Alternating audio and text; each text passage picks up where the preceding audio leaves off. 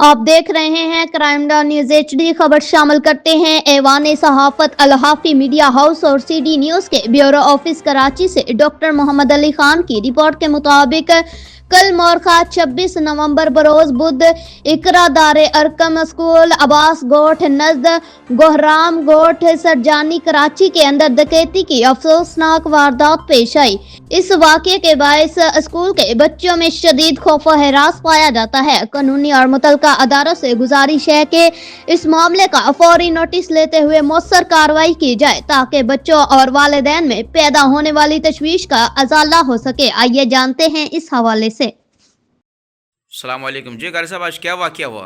वालेकुम अस्सलाम वरहमतुल्लाहि वबरकातुहू। आज सुबह के टाइम जब बच्चे हमारे पहुंचे यहाँ पर, तो जैसे इधर अपना ऑफिस का दरवाज़ा खोला, इतने में दो लड़के पठान आए और उन्होंने पिस्टल इनके जो है ना छाती पे और पीठ पे रखा और कहा कि फटाफट जो कुछ है निकाल दो वरना हम गोली मार देंगे। तो बच्चों से मोबाइल छीने और इनको कत्ल की धमकियाँ दी और धक्के दिए।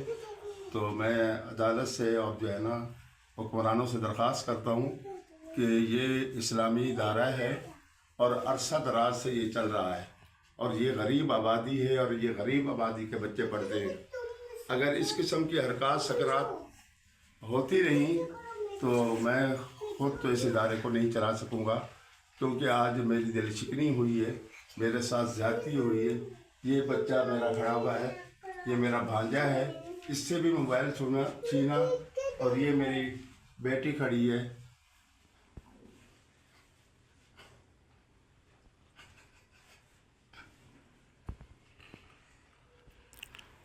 जी सर, कामरान साहब, इस बारे में आप क्या कहेंगे? सर, बहुत जुल्म हुआ और ये इदारा चला रहे हैं कारी गुलाम मुर्तज़ा कासमी साहब। एक अरसे से हम इन्हें जानते हैं, पिछले 18-19 साल से मैं जानता हूँ। बताते खुद इंतहाई शरीफ नफ्स आदमी और अपनी मदद आपके तहत बगैर किसी वसाइल के इन्होंने ये इदारा खड़ा किया। अब अल्लाह ने थोड़े से हालात बेहतर किए। ये सन्नाटे वाली जगह है लेकिन फिर भी हिम्मत करके यहाँ खड़े हुए हैं। गरीब बच्चे हैं सारे यहाँ पर गोठों के, वो यहाँ ज़ेर तालीम है। अक्सरियत बच्चे जो है मुफ्त ज़ेर तालीम है।